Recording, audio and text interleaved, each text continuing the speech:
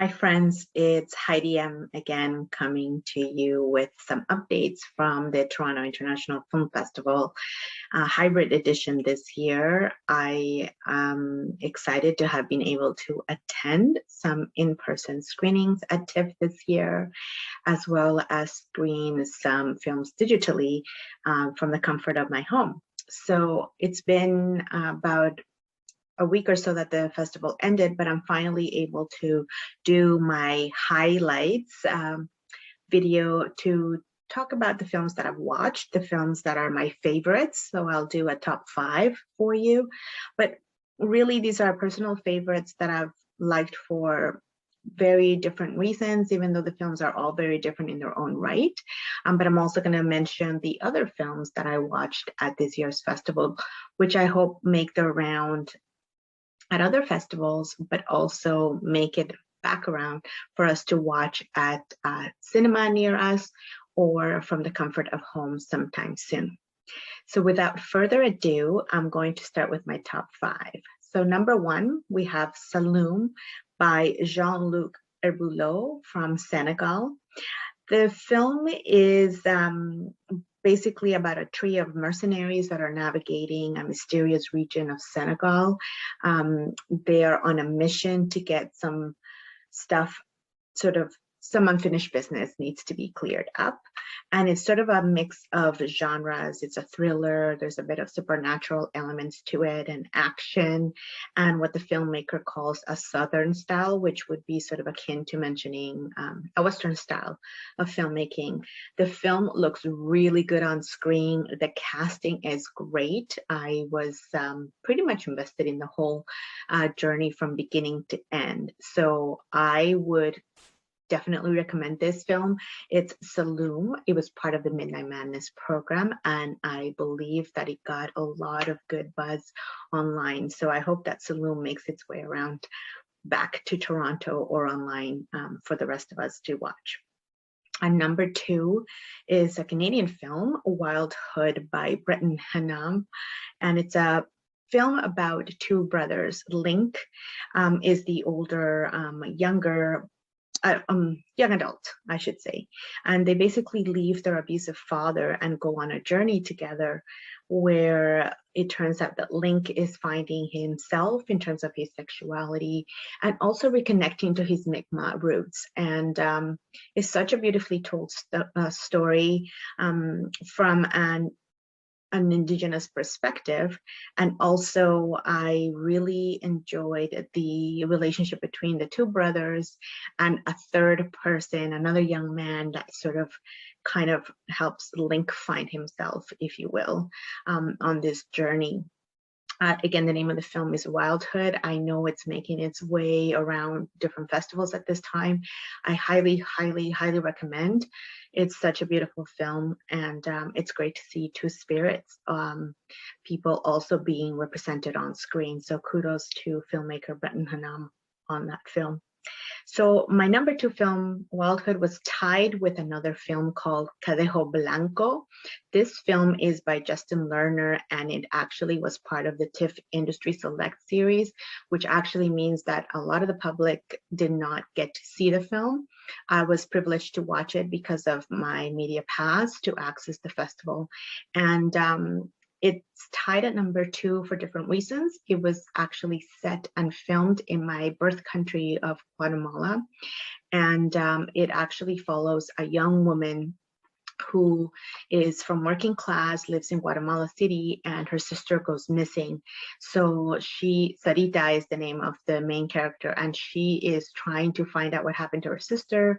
She sort of gets into a gang and gets into some really, really tough spots in order to find out what happened to her sister, which is not an uncommon story in places like Guatemala and other countries in Latin America. So it is sort of a mix of drama and action, and it's really, really well done. It's a combination of professional and non-professional actors. So kudos to Justin Lerner for working with the community to make this film.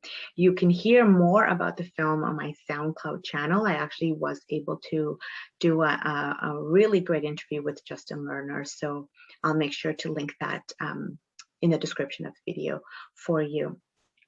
So number 3, I also have a Tide. The first film I want to mention is Scarborough, a Canadian film, of course, by Sasha Nakai and Rich Williamson. And it actually is a film that is an adaptation of Catherine Hernandez's award-winning book of the same name. It follows 3 kids from low-income neighborhoods who sort of find friendship and community in an unlikely place.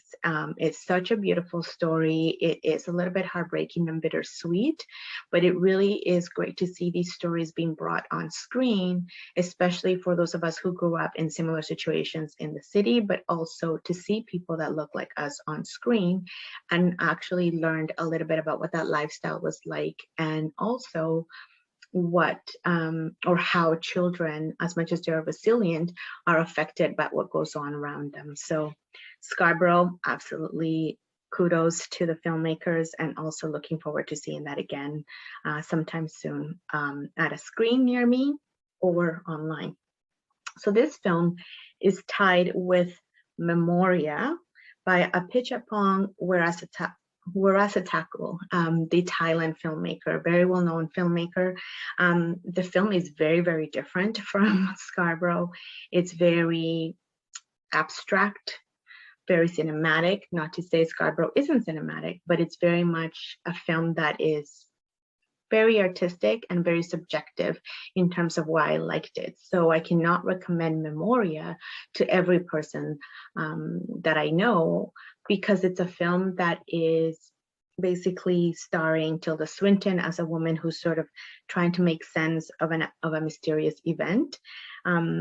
It really looks beautiful on screen. It's set in Colombia. It's filmed in Colombia, South America. And we're just going on this journey with Tilda Swinton's character. We're not always sure what's going on. Is this real? Is she imagining it? Is she hearing things? Is she seeing things? But it really is a journey of a film that is a very cinematic. It projects beautifully on screen. I think that's part of the reason why it's made my top 5. It's just the experience of it all was quite interesting from an aesthetic point of view. So that is Memoria. Number 4, I have Salava, a film by Arsalan Amiri from Iran, also part of the Midnight Madness program. And I quite enjoyed the look and feel of this film. It's not your typical thriller or, I said, genre supernatural film either. It kind of builds up, and it is about a skeptical military officer who has to sort of find or tests his beliefs while he's investigating reports of demonic possessions in a remote area of Iran. The film is set in 1978 at the onset of the Iranian Revolution, so there's a lot of like tension happening around the area where the officer works. It's just really, really well done. It looks really great on screen as well. If you can't tell, I love cinematography. Part of the reason I love film so much. But I watched this film with the Midnight Madness crowd. It wasn't the same as the Ryerson, but it was still really cool to be able to see this film at midnight with fellow genre film fans. So that is Zalava. Number 5, I have Snakehead by Evan Jackson Leong. This is his first feature film, and it's about a woman who rises through the ranks of a gang that has smuggled her into New York City. It is a fact-based film and also has great female leads and great cinematography. It's filmed around Chinatown in New York City, great music, and it's such a cool first feature film by Leong, and I definitely want to see it again. I would like to see it with a crowd. I watched this one on my own, but it really captured my attention, and I really wanted to see how this particular female character would get through her ordeals and kind of rise through the ranks in this gang. Very, very strong female characters. So I definitely recommend Snakehead. So I'm going to continue with the list of other films that I watched, and they're in no particular order, maybe alphabetical, but I was able to see quite a few films, at least for this year that I'm now back covering the festival. So I watched As in Heaven by Tia Lindbergh's, another film that is set in the 19th century in Europe. And it really deals with religious dogma and superstition and how it affects teenage women in that time. But a lot of those themes are still very contemporary. So it's a coming of age, and also just trying to make sense of one's place as a young woman in one's family during that particular time of changes. I really love the cinematography as well. It has a painterly look to it of those. I thought of Vermeer, but there may be other artists that some of you might think of when you watch this film. So that is As in Heaven, and the filmmaker is Tia Lindeberg, sorry. Another film is a documentary called Attica, which is the actual name of the prison in the States. The filmmaker Stanley Nelson examines the largest prison uprising in US history. They conduct dozens of new interviews with former inmates, journalists, and other witnesses to that really huge event that happened in I think it was the 70s. There's a lot of great information, a lot of discovery that happens through this interview. So I don't want to give too much away, but look out for Attica. Another documentary that I really enjoyed watching was Becoming Cousteau by Liz Garbus. And it does sort of go into the archives of the well-known undersea explorer who for decades tried to warn the world about climate change. It is about Cousteau in terms of who he was from the very, very beginning. His interest in terms of the being an explorer underwater and family dynamics, and also how he shifted in his career as an explorer and becoming more of an activist. So that's Becoming Cousteau, and it's a Nat Geo documentary. So hopefully it'll make its way around for more of us to see it. Another film that I really enjoyed watching, although it is kind of sometimes serious, it's called The Box, or La Caja, by Lorenzo Vigas. And it really is a study of family loyalties and a look at Mexico's manufacturing industry. A young man by the name of Atsin Navarrete plays the main character, looking for the remains of his father's body, hence the box, because he's going to go pick up the box. I'm not giving a lot away by saying that, but a lot happens in that search that he embarks on. The young actor, I think it's his first acting role, excellent job. He steals every scene, in my opinion, and that film has stayed with me since the first night that I watched it at TIFF.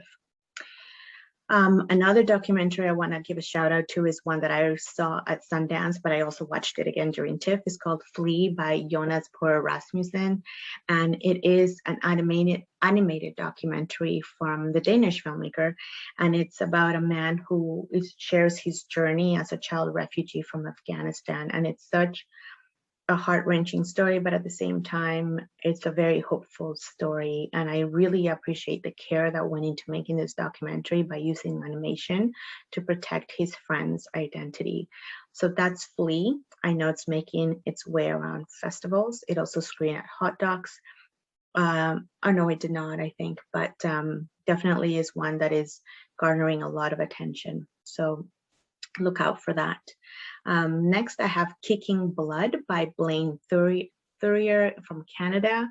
And it's an interesting look, or like a modern spin on the vampire genre films that sort of reminds us a little bit of the George A. Romero kind of films and feel of the film. And I really like the lead female character. She's a vampire with a bit of I guess an existential kind of crisis, if you will. It also looks really good on screen. So kudos to the whole team of Kicking Blood. I really, really enjoyed that film. Another Latin American film that I got to watch was called Lo Invisible by Javier Andrade from Ecuador. So in this film, we follow this woman who is from a well-to-do family, quite rich actually, who comes home after being in a psychiatric clinic, and I believe she's been dealing with some postpartum depression symptoms, and we sort of follow her return to home and what happens as she's trying to find her bearings again at home and her place in that house. But the title is sort of The Invisible in a way, and it sort of, you know, matches how she feels. It matches a lot of what's going on in the house, what's seen, what's not seen. It was really, really interesting, and a kind of film that I haven't seen from Latin America, at least I have not seen. So I really appreciate it on different levels. Also a very cinematic looking in terms of the way that it was filmed and the scope of the camera angles and all of that. Another Spanish language film is Official Competition, or Competencia Oficial, by Mariano Con and Gaston Duprat. It stars big names like Penelope Cruz, Antonio Banderas, and Oscar Martinez. And it's sort of a behind the scenes of movie making. It's a comedy, it's satire.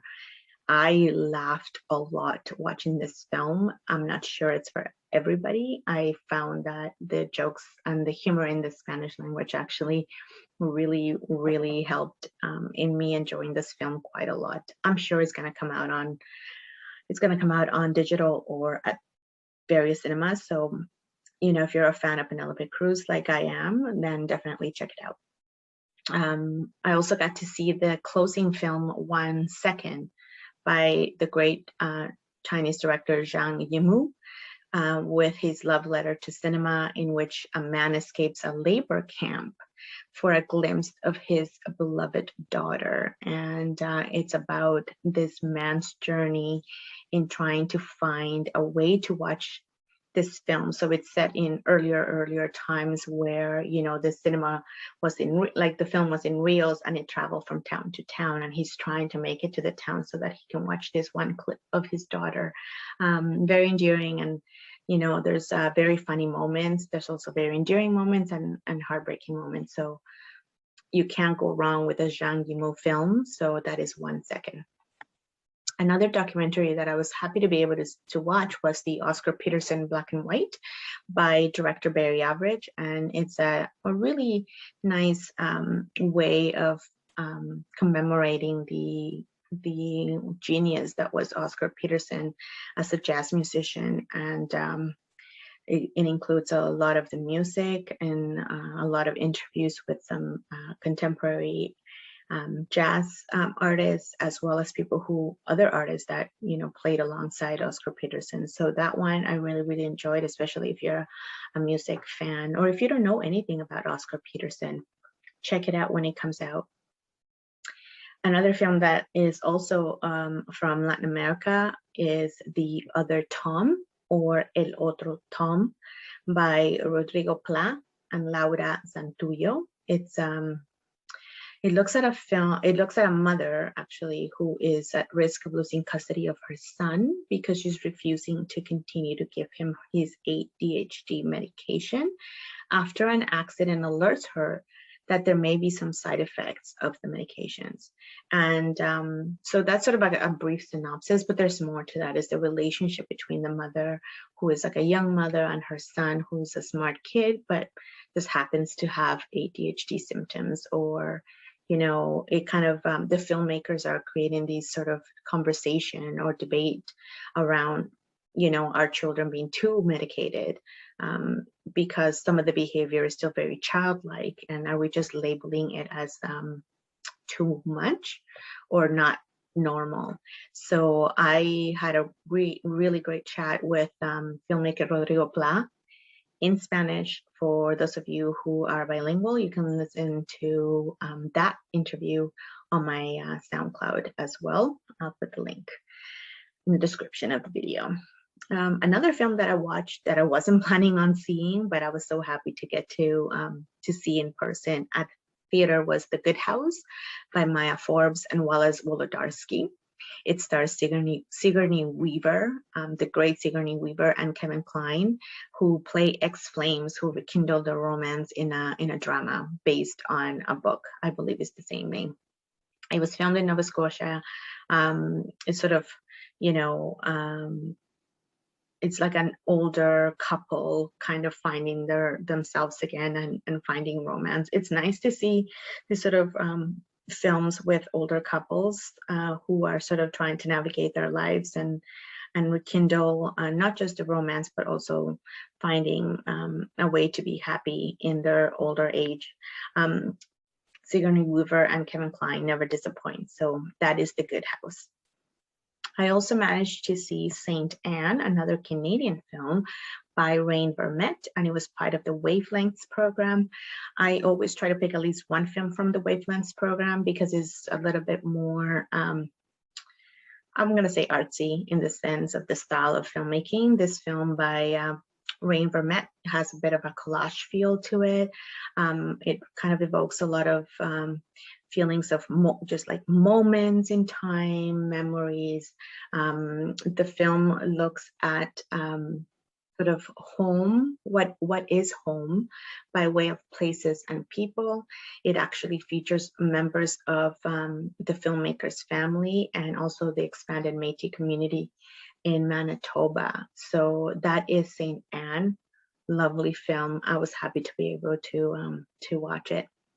And lastly, but definitely not least, is You Are Not My Mother by Kate Dolan from Ireland. And it's sort of an eerie Irish folk horror film where a teenage girl's mother goes missing, only to return with an increasingly uncanny change in personality. So it's something that you probably would have seen in other films, but this is from the Irish perspective. And it does tackle some interesting themes as well with mothers and daughters and sort of beliefs and a little bit of mental health stuff going on there too. And I really, really enjoyed the casting in You Are Not My Mother.